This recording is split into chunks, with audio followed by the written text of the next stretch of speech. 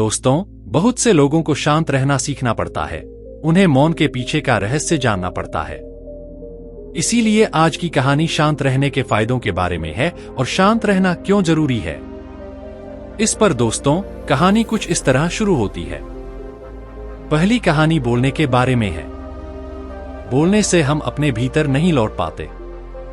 जब आश्रम के सभी बच्चे दूसरे कामों में व्यस्त रहते थे, तब एक बच्चा एक कोने में बैठकर अपने में ही खोया रहता था। वह अक्सर किसी से ज्यादा बात नहीं करता था। आश्रम की सारी जिम्मेदारियां पूरी करने के बाद जहां सभी बच्चे पूरे दिन की घटनाओं पर चर्चा करने लगते हैं, वहीं वह शांत बच्चा बरगद के पेड़ के नीचे बैठकर ध्यान लगाने लगता था। सभी बच्चे हैरान थे क्योंकि उसका कोई दोस्त नहीं था। वह अधिकारी आश्रम में अकेला ही घूमता रहता था। जानिए, यह देखकर उसके गुरु बहुत खुश हुए।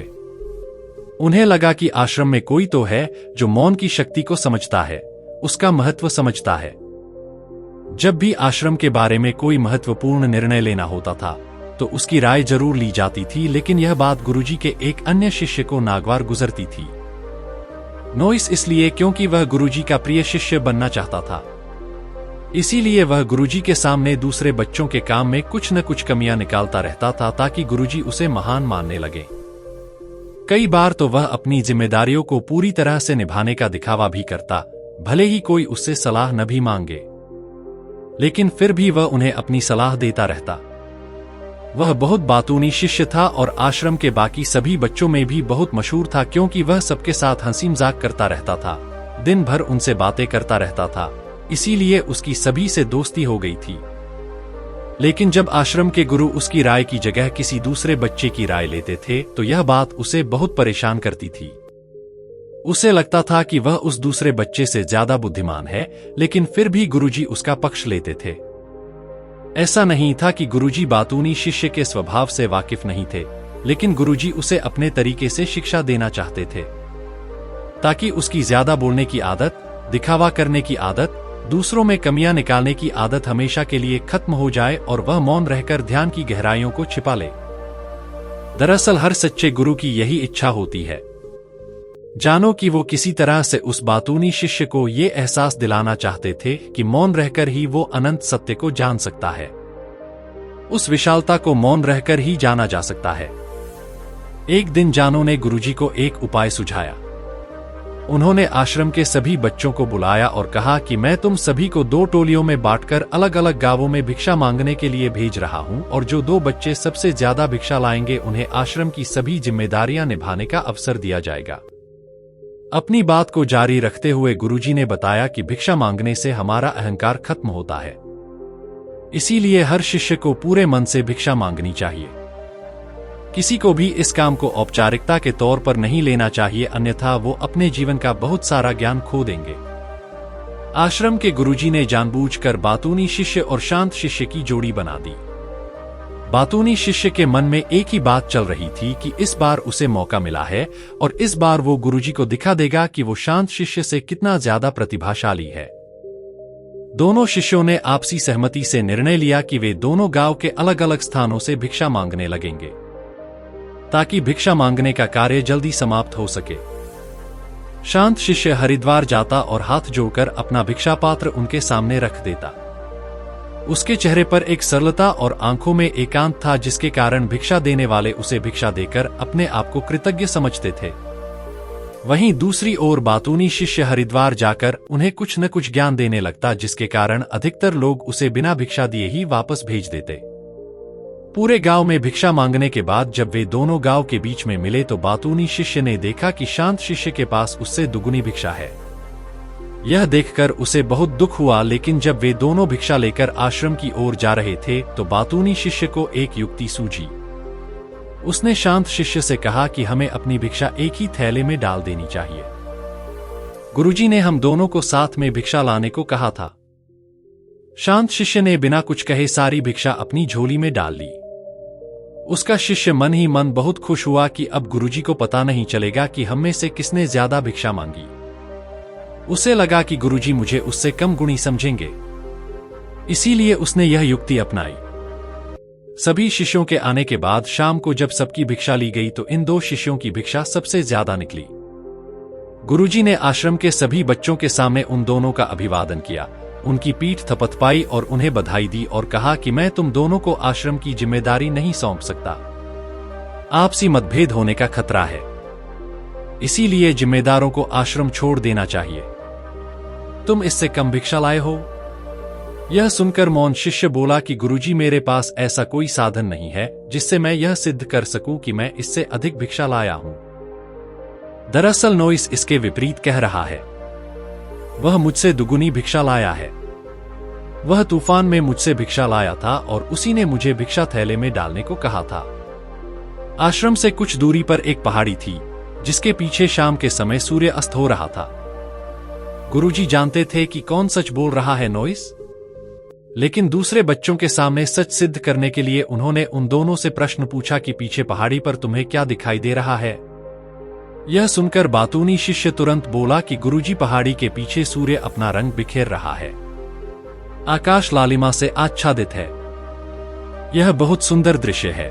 वह और भी बहुत कुछ कहना चाहता था, लेकिन गुरुजी ने उसे चुप करा दिया और जब उत्तर जानने के लिए दूसरे शिष्य की ओर देखा तो उसकी आंखों में आंसू भर आए।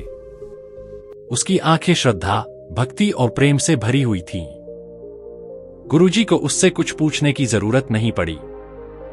गुरुजी ने सभी बच्चों को संबोधित करते हुए कहा कि मैंने एक प्रश्न पूछा था, तुम पहाड़ी के पीछे क्या देखते हो? ज्यादातर लोगों को यही दिखेगा कि वहां बहुत ही सुंदर दृश्य है, लेकिन दिलचस्प बात यह है कि सुंदरता को शब्दों में बयां नहीं किया जा सकता, उसे महसूस किया जा सकता है और सामने वाला व्यक्ति आपकी आंखों में उस सुंदरता को देख सकता है।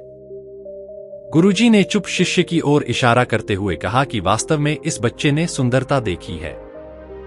दूसरे बच्चे ने सुंदरता की केवल उपव्याख्या की है, लेकिन उसने वास्तव में उस सुंदरता को महसूस किया है। खुद को श्रेष्ठ दिखाने के सारे प्रयासों को विफल होते देख वह चतुर शिष्य वहीं फूट फूट कर रोने लगा। उसे चुप कराते हुए गुरुजी ने कहा कि बेटा, मुझे पहले ही पता था कि तुम झूठ बोल रहे हो, लेकिन मैं तुम्हें उस झूठ का एहसास कराना चाहता था। सभी बच्चों को संबोधित करते हुए गुरुजी ने बताया कि शब्द एक जाल की तरह होते हैं। हमारे अधिक बोलने की वजह से ही कई समस्याएं पैदा होती हैं। दूसरी ओर जिस भी व्यक्ति को अपनी आंतरिक यात्रा करनी होती है, उसे सबसे पहले मौन रहना सीखना होता है। शोरगुल, आवश्यकता से अधिक बोलना या हर समय बातें करते रहना, ये सब हमारी आंतरिक यात्रा में बाधा बनते हैं। जब आप मौन रहने का अभ्यास करते हैं, आप स्वयं के साथ समय बिताने लगते हैं ताकि आप अपने एकांत को जान सकें, और एक बार मन में एकांत स्थापित हो जाए तो वो सरलता, वो एकांत, वो स्पष्टता की झलक, सब कुछ आपकी आंखों में, आपके चेहरे पर दिखने लगता है। साबित करने को कुछ नहीं बचता, बताने को कुछ नहीं बचता, आंखों में सब कुछ दिखाई देने लगता है। जो शिष्य मौन था, उसकी ओर इशारा करते हुए गुरुजी ने कहा कि अभी जो दृश्य हो रहा है वो इस बच्चे ने देखा है। जो व्यक्ति बहुत अधिक बोलता है वो उसे कभी नहीं देख पाएगा। वो अपने मन से तर्क करता रहेगा कि वो क्या देख रहा है, लेकिन वो उसमें से कुछ भी महसूस नहीं कर पाएगा। वो पहाड़ों को, सूरज को या उसकी लालिमा को देख पाएगा, लेकिन वो कभी भी उस सुंदरता को, उस विशालता को, उस एकता को नहीं देख पाएगा। अगर आप चुप रहने की कला सीखना चाहते हैं तो सबसे पहले आपको एक बात का ध्यान रखना होगा कि आपको किसी को प्रभावित करने की कोशिश नहीं करनी चाहिए। अधिकतर लोग इसलिए ज्यादा बोलते हैं क्योंकि वो दूसरों को प्रभावित करना चाहते हैं।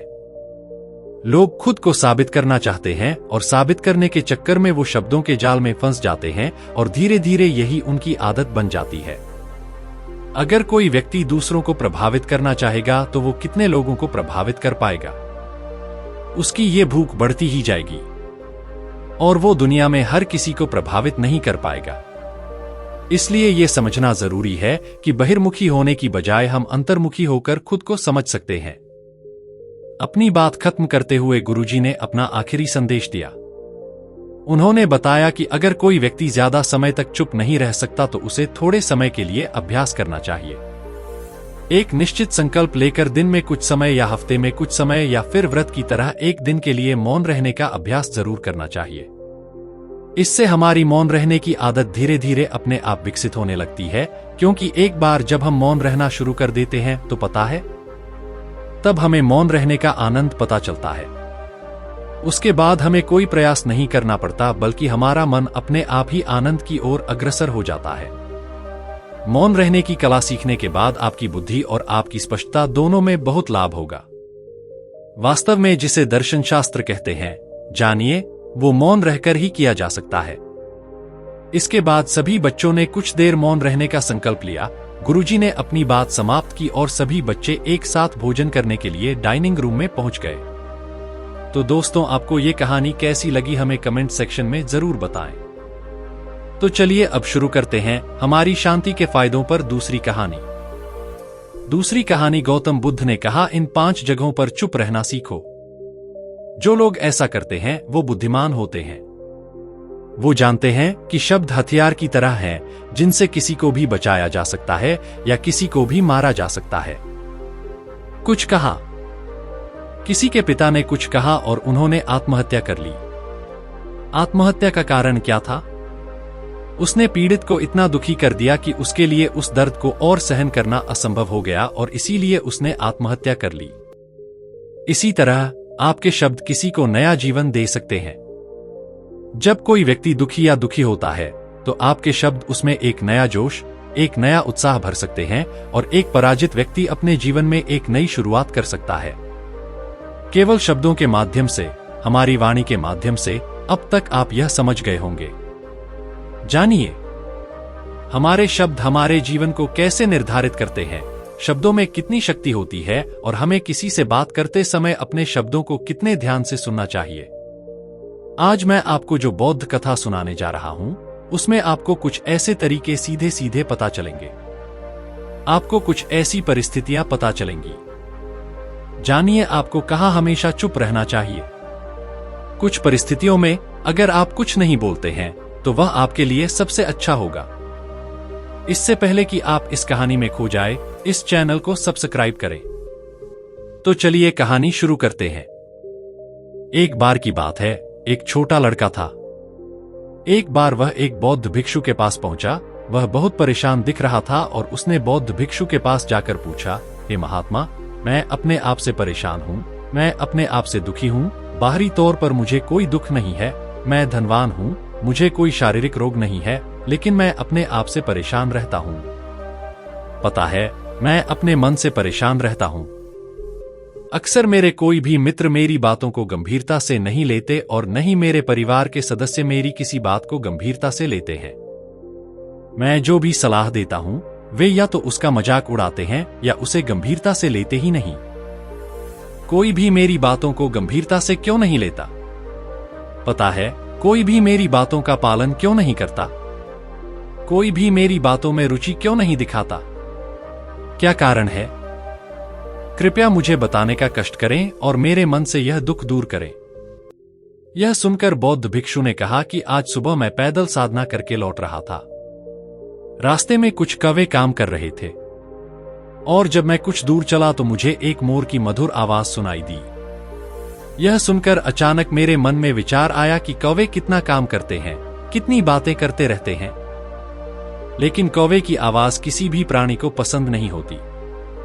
मोर हमेशा सही परिस्थिति के अनुसार ही बोलता है।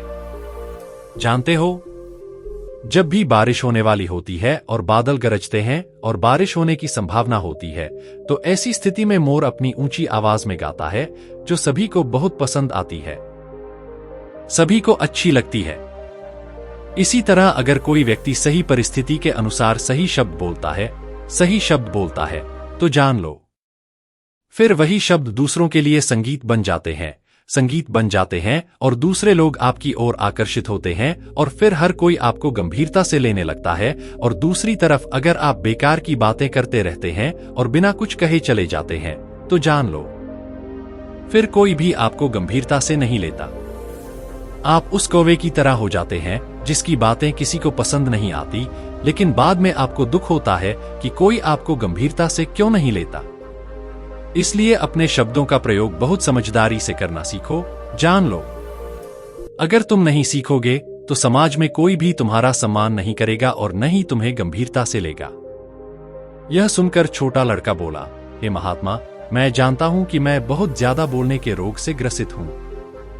मुझे इतना नहीं बोलना चाहिए, लेकिन मैं खुद पर नियंत्रण नहीं रख सकता और न ही मैं इतना बुद्धिमान हूं कि अपने शब्दों को तौल सकूं। मैं यह भी नहीं सोचता कि किसी से बात करते समय मुझे अपने शब्दों का प्रयोग कैसे करना चाहिए। कृपया मुझे कुछ ऐसी परिस्थितियां बताएं जहां मुझे कम बोलना पड़े या बिल्कुल भी नहीं बोलना पड़े। मुझे हमेशा चुप रहना होगा। यदि आप मुझे इस तरह से मार्गदर्शन कर सकें तो मेरा जीवन आसान हो जाएगा और मुझे अपने दिमाग या बुद्धि का अधिक उपयोग नहीं करना पड़ेगा। यह सुनकर बौद्ध भिक्षु मुस्कुराए और कहा कि बेटा, व्यक्ति को हर स्थिति में सोच समझकर बोलना चाहिए, लेकिन यदि वह हमेशा सचेत नहीं रहता है, ध्यानमग्न नहीं रह पाता है। मैं तुम्हें तुम्हारे दैनिक जीवन की कुछ ऐसी परिस्थितियां बता रहा हूं जहां तुम्हें हमेशा चुप रहना है। यदि तुम ऐसी जगहों पर कुछ भी बोलोगे तो तुम्हारा अपमान होगा या कोई तुम्हें गंभीरता से नहीं लेगा। यह पहली जगह है, या यूं कहें ऐसी स्थिति है जहां व्यक्ति को हमेशा चुप रहना चाहिए। जानिए, जब किसी ऐसे विषय पर चर्चा चल रही हो जिसके बारे में आपको कोई जानकारी नहीं है, ऐसी स्थिति में बेवजह हस्तक्षेप करना, अपना ज्ञान देना, बेकार का ज्ञान देना जिसके बारे में आपको कुछ भी पता नहीं है, लेकिन फिर भी आप अपना ज्ञान देने के लिए आतुर हैं, तो ऐसी जगह पर आपका अपमान ही होगा। जानिए, आप खुद ही सोचिए, जब कोई बीमार आदमी अपनी बीमारी के बारे में चर्चा कर रहा हो और आपको उस बीमारी के बारे में कोई जानकारी नहीं है, लेकिन फिर भी आप बेवजह उसे ऐसी दवाइयां लिख रहे हैं जो उसकी बीमारी से बिल्कुल भी मेल नहीं खाती हैं। जानिए, तब आप अपने ही हाथों अपनी प्रतिष्ठा खो रहे होते हैं, लेकिन आपको इसका पता भी नहीं होता है। ऐसी स्थिति में व्यक्ति को हमेशा सुनना चाहिए। ध्यान से सुनना भी एक कला है। अगर आप सुनने का दिखावा करते हैं तो कहीं न कहीं सामने वाले को यह एहसास होता है कि वह मेरी बात ध्यान से नहीं सुन रहा है। जानिए, क्योंकि जब आप किसी को किसी विषय के बारे में बताने की कोशिश करते हैं तो अगर आपको किसी चीज के बारे में पूरी जानकारी नहीं है तो उसे सिर्फ सुनना ज्यादा जरूरी है। आप उस व्यक्ति की बात ध्यान से सुन सकते हैं और इस बीच आप दोनों के बीच एक रिश्ता बनेगा और वो रिश्ता सच्चा होगा। जानिए, क्योंकि आपने उसकी बातों को बहुत ध्यान से सुना है और दूसरे व्यक्ति को भी इस बारे में पता है, तो हम बिना कुछ कहे सिर्फ सुनकर भी किसी को अपना दोस्त बना सकते हैं। इस बात का हमेशा ध्यान रखें। दूसरी जगह जहां व्यक्ति को हमेशा मौन रहना चाहिए वो है खाना खाते समय। खाना खाते समय व्यक्ति को हमेशा चुपचाप खाना चाहिए, मौन रहकर खाना चाहिए। महात्मा बुद्ध और उनके भिक्षु हमेशा मौन रहकर खाते थे, शांति से खाते थे, पेट भरकर खाते थे, पूरा खाते थे, भोजन के हर निवाले का स्वाद लेते थे। जानिए, और जब ऐसा भोजन आपके शरीर में पहुंचता है तो वो आपके शरीर के हर हिस्से को ऊर्जा प्रदान करता है। अक्सर हम खाते समय कुछ न कुछ बोलते रहते हैं, कुछ न कुछ सुनते रहते हैं, लेकिन कभी भी उस भोजन को मौन रहकर नहीं खाते और उसका पूरा स्वाद नहीं लेते। हम उस भोजन को आधे मन से खाते हैं। जानिए, और इसी वजह से हमारा शरीर रोगों से ग्रसित हो जाता है। आप खुद ही सोचिए, बौद्ध भिक्षु हमेशा भिक्षा लेकर ही खाते हैं और भिक्षा भी बहुत छोटी होती है, और वो भी दिन में सिर्फ एक बार खाना खाने के बाद भी वो कितने स्वस्थ रहते हैं। वो कितने उत्साह, जुनून और आनंद से भरे होते हैं, और हम इतना सारा खाना खाते हैं। इतनी सारी खाद्य सामग्री हमारे लिए उपलब्ध होती है, लेकिन हमारे शरीर में बिल्कुल भी ऊर्जा नहीं होती। इसका सबसे बड़ा कारण यह है कि हम अपना खाना होशपूर्वक नहीं खाते, पूरा नहीं खाते, चुपचाप नहीं खाते। इसीलिए हमेशा अपना खाना चुपचाप खाएं।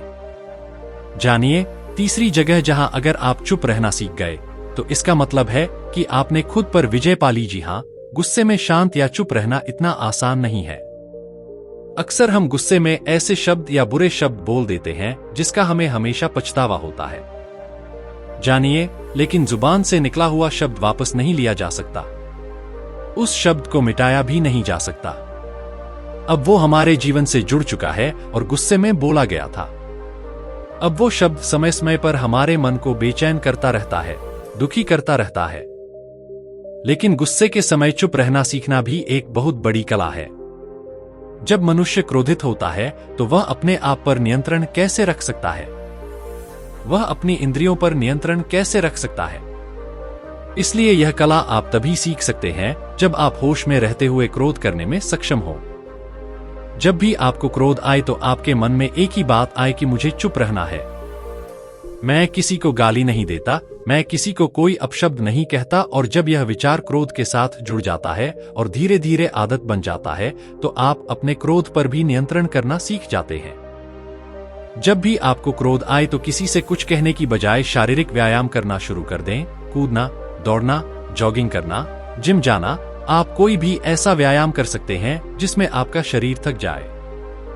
आप पाएंगे कि जब आपका शरीर थक जाता है तो आपका मन भी शांत हो जाता है।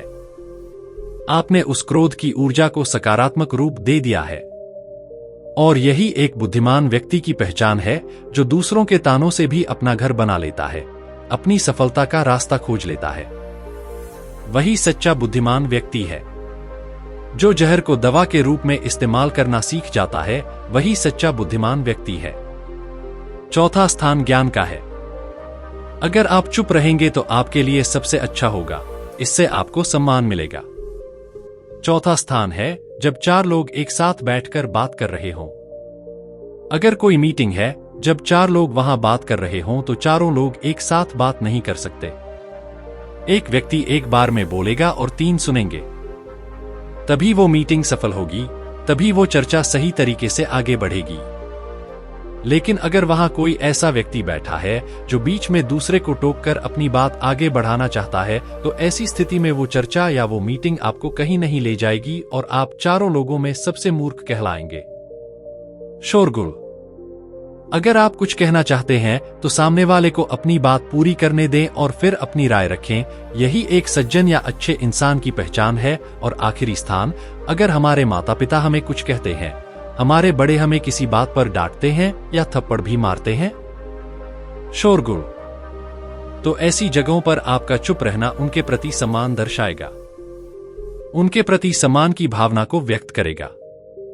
अगर आप उनके सामने उनका विरोध करेंगे, उनका प्रतिरोध करेंगे तो वो गुस्सा कुछ समय बाद शांत हो जाएगा, लेकिन कही गई वो बात, वो विरोध का शब्द, पता है या कुछ और, हमेशा आपके दिमाग में रहेगा और आपके माता पिता को हमेशा लगेगा कि आज वो हमारी इज्जत नहीं करता, आज ही वो हमारी बात नहीं सुनता क्योंकि वो कमाने लगा है, बड़ा आदमी बन गया है।